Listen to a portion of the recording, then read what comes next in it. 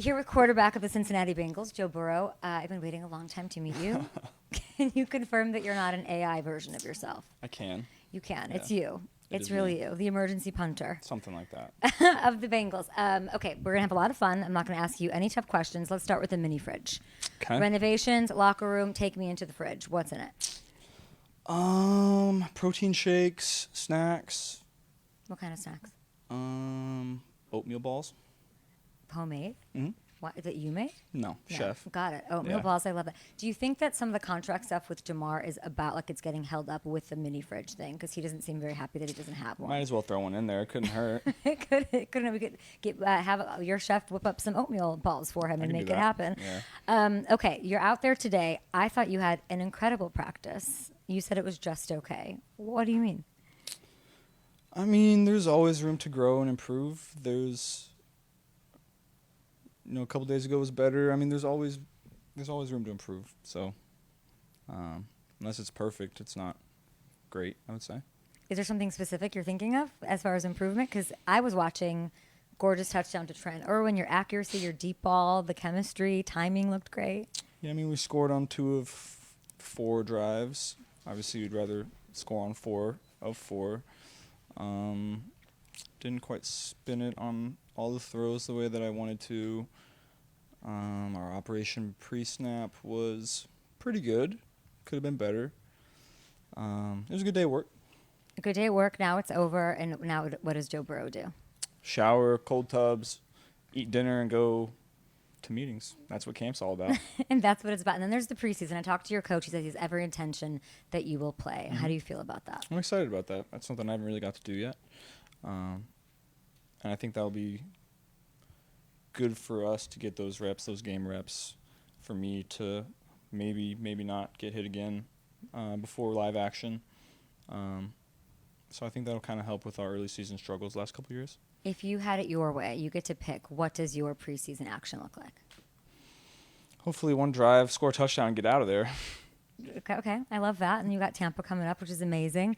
Jamar, we talked about a little bit jokingly, but he's got this thing going on where he's in the building. I saw him, he's smiling, he worked out, he's happy, and that'll get done. It's sort of crazy that that's not a story to worry about. Like, people from the outside would love to poke holes in this situation, but it doesn't exist because of the chemistry that you guys have worked so hard to build.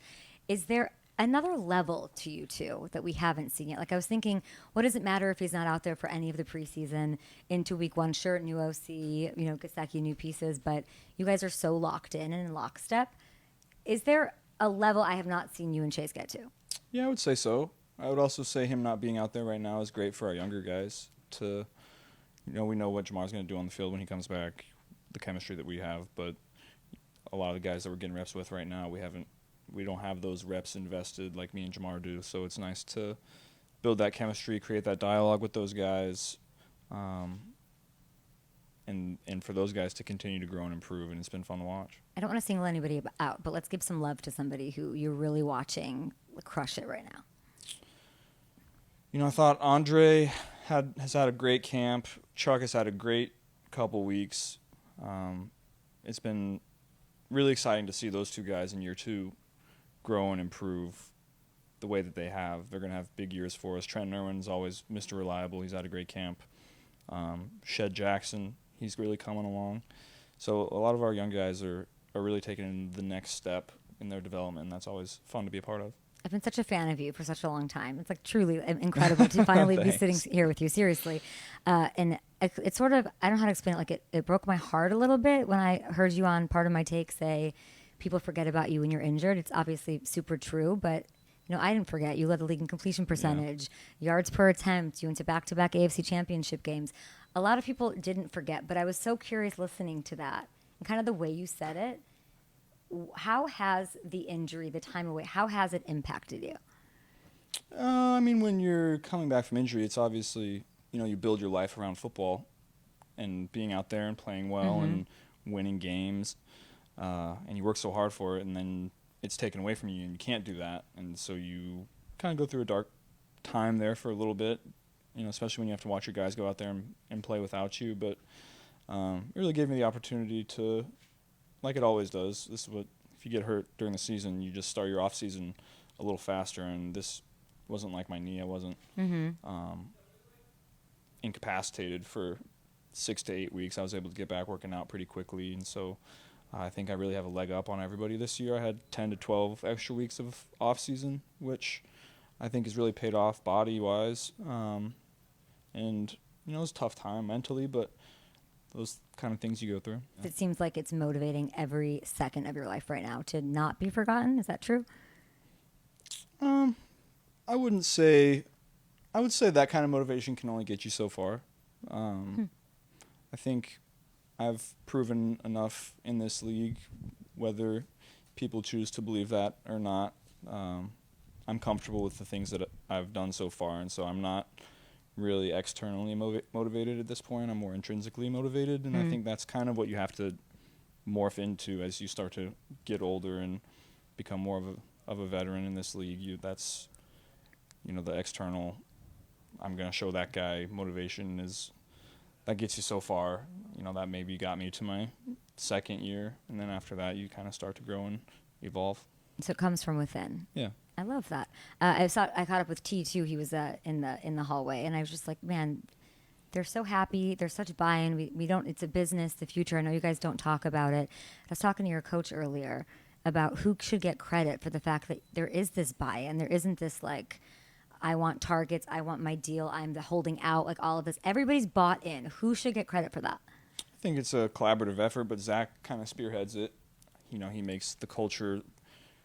Starting with him, he's so easy to and makes us feel comfortable to go up and talk to him about, hey, we think we can do this better, we can do this better, schedule, week to week plays, and he's going to listen, and maybe we try it out, maybe we don't, but if we don't, he's going to give you a reason why he doesn't think that's the best way to go about things, but his door's open for us, and that kind of just works its way down from there. I love that because he sat here and for 20 minutes took no credit for anything. He basically credited like Bengal Jim for your Super Bowl run. Like he took no credit, and I was like, you are the man. So let's say you go to the Super Bowl, you go to the Super Bowl and win it, and you're at the podium. Like, what is the one thing you're thanking Zach Taylor for?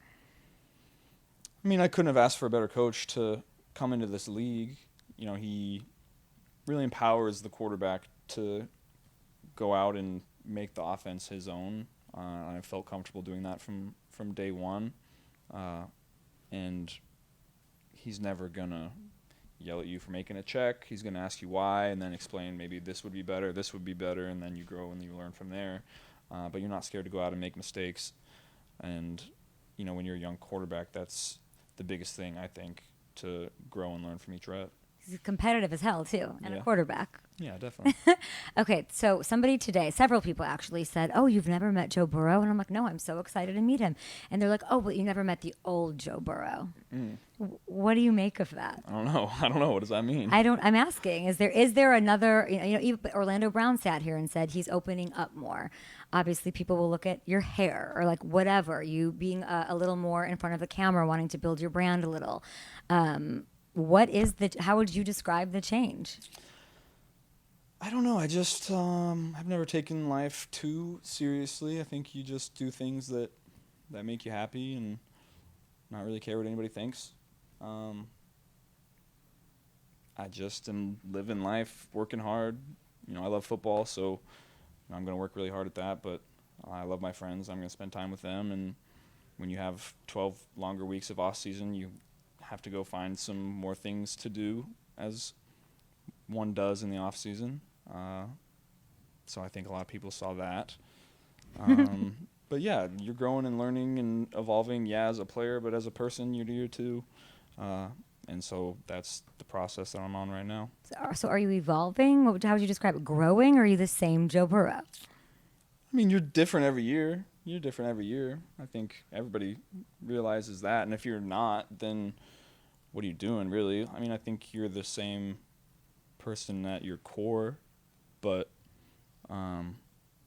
you're exploring. Yeah, you're exploring, you're learning, you're growing, and changing. I think it's awesome. I like that you don't wear shoes.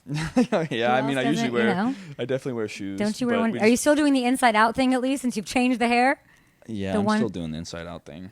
Oh, yeah, there is one inside out. That's so weird. I love it. You're like a tall tale to me. Okay, week 2, let's talk about it. Mahomes, coach sat here and said that his approach to calling plays changes when Mahomes is on the other side of the field. You somehow sold your soul to someone that you were the one person that can beat Mahomes 3-1. How does he change how you approach your game in those moments? You got him early this year. Yeah, I think you got to go out and not be scared to make mistakes. You got to go out and make plays because he's going to go out and make plays, and that brings out the best in me. It's always an exciting challenge when we go against each other. It's an opportunity every time you go against him too, because all the eyes are going to be on it. It's always exciting. We've played each other so many times now. You get to know the guys on defense. I don't know as many of the guys on offense because we're not going against each other, but guys like Chris. I know Trav because he's an Ohio guy. Clyde is over there, so I know a lot of people. We've gone against each other so many times, and when you know each other in and out like that, it always makes for a tough game, that's for sure. Who do you think knows each other in and out better, you and Jamar Chase, or Travis and Patrick? Like, who has better lockstep in game, like chemistry? How do you want me to answer that? I don't know. You think I'm going to say them? I don't know. Is it you? But I mean, of course I'm going to say us, but they're going to say them. Like, that's how football players are. Week 3, you have Jaden. Where does your head go when I say you get to take on an LSU QB? I don't really think about it like that. My job is to go out and play the defense and adapt to how the game is going, decide what kind of quarterback is going to be needed for that day to go and win the game. For the most part, I don't really think about it like quarterback versus quarterback. I know we just talked about the Chiefs, but you don't really think about it that way, I would say. What's your storyline? Last question for you. Like, your storyline for the year. Like, a lot of it is who can take out Patrick Mahomes, who can stop them from three-peating. What is the Joe Burrow storyline? Just focused on getting better every day at this point. That's what camp is about. And I think if you do that throughout the season, then you're at your best in week 15, 16, 17 into the playoffs. And so that's really what I think about day to day is just how can I get better today. It'd be pretty nice to have a nice Super Bowl moment in New Orleans, yeah, right? Of course. New Orleans, come on. How often do you think about that? I've definitely thought about it. Yeah. That'd be fun. Okay, well, now let's manifest it and do the work. And somehow you think you can improve on what I thought was like a perfect camp today. But what do I know? I appreciate the time, Joe. Nice to meet you. Of course. You too. All right. We will be back after this. I don't even know what's going on because my head is spinning. Goodbye.